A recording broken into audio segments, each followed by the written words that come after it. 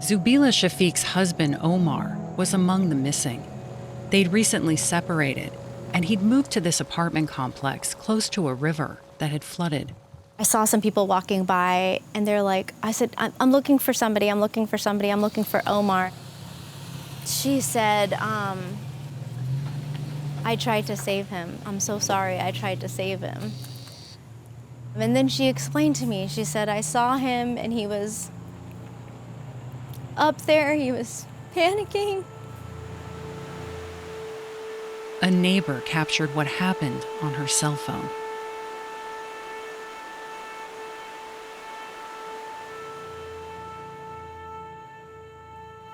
Sorry, I don't understand what these poor people had to go through.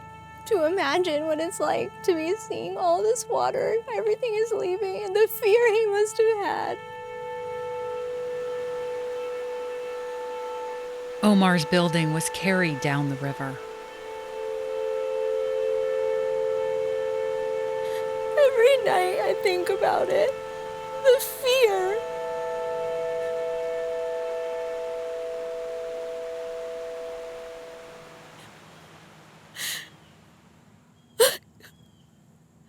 It's unimaginable.